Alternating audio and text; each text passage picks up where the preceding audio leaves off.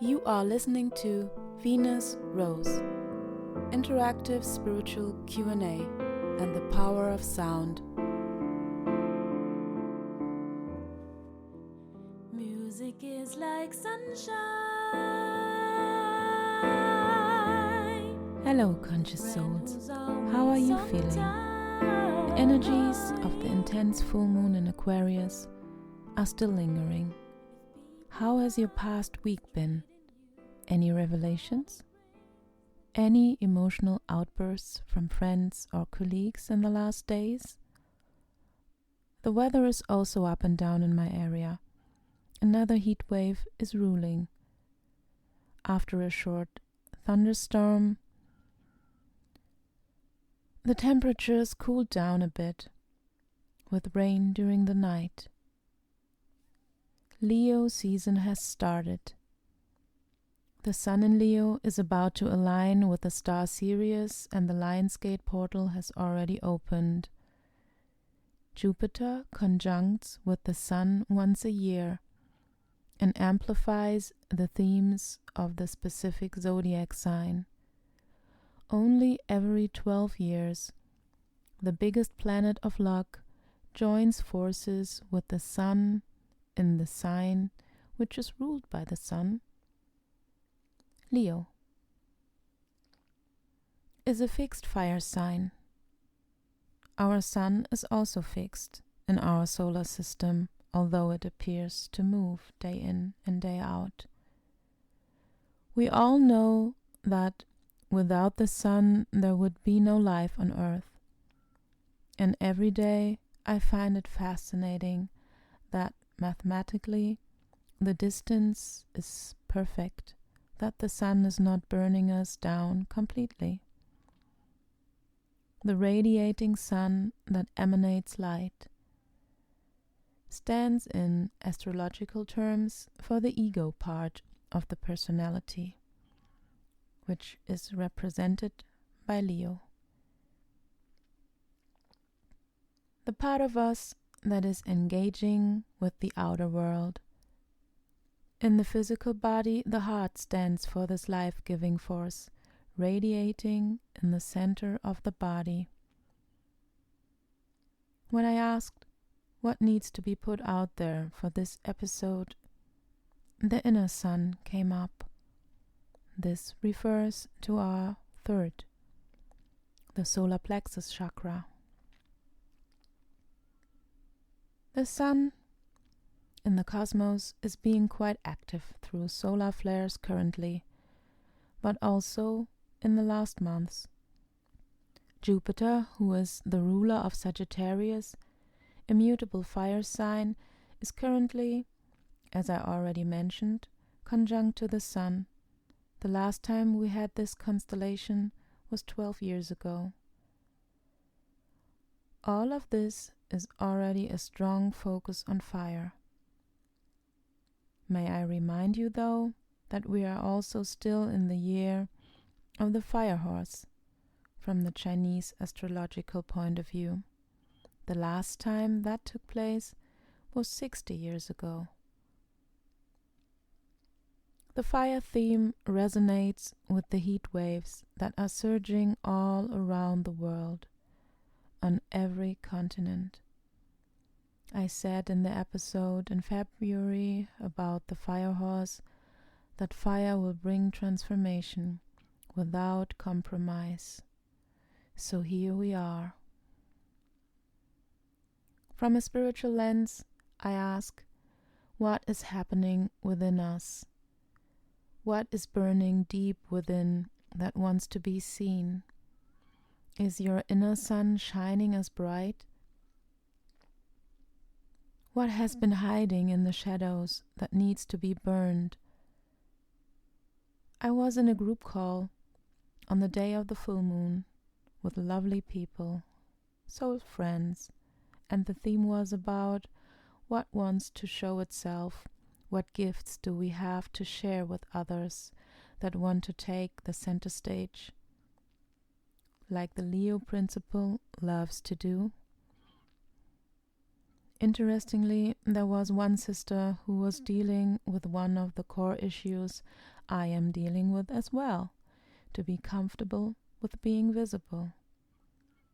We are all living in our own bubble, not only the one with friends, family, and community, but with ourselves as well.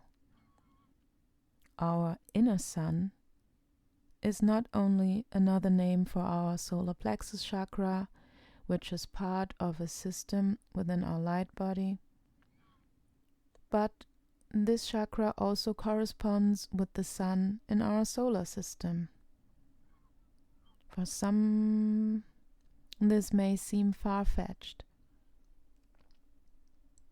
The mystical figure Thoth, or Hermes Trismegistus, as others have called him, who appears in many old scriptures, has written the famous quote, "As above, so below." What is in the microcosmos is also existing in the macrocosmos. So, the solar plexus chakra is an etheric ball of fire, connected to our willpower. At the same time, it is generating multiple types of etheric fire and functions not only as a power generator for our chakra system, but also for our physical body as well. It feeds our mitochondria with etheric fire, which means every single cell, apart from the red blood vessels, as I learned. One of the etheric fire strands helps us to digest food, for example, and others help accelerate our life force. Various traditions teach how to accomplish the increasing of the inner light. I want to quote Tom Kenyon at this place, a brilliant teacher and master of sound who builds bridges between the scientific world and the spiritual realms of our existence. Biophotonics is a relatively new science that studies, measures, and quantifies cellular generated light called biophotons. End of quote. So, for everyone who wants to dive deeper into this, there is a science that shows what the ancient traditions have known for thousands of years. The old Egyptians called the chakra system along our spine the Djed. Does that remind you of a certain type of warrior who are able to wield the so-called force in a special way? The Jedi? So when we follow the as above so below template, and the sun in our solar system is experiencing measurable electromagnetic explosions, who are called solar flares, we are also impacted by the tension that is happening in our cosmos within our physical bodies. Many are tired, others are over-agitated. Some people, unfortunately, get violent. It is said that we are going through an evolutionary leap of sorts. I personally heard about the Great Shift over 2 decades ago. What is important, that we are aware that a change is taking place, whether we follow astrology or not, or believe in anything else. Our focus should be on how are we going to be present in this world. What do we want to share with others? We are all here to be in service for one another, no matter what we are doing. I love to hear from you. Leo season is moving ahead. Our themes are still about creativity, about children, maybe romance, about royalty or confidence. You can leave questions in the comments of my YouTube channel named Crystal Seraphim Sounds or my Instagram. For those of you who do not have social media and love to send questions or would like to book a one-on-one session to go on a soul sound journey with me, send me an email for further details. You can find everything in the show notes. Thank you for tuning in. I wish you a beautiful weekend. Love to you all.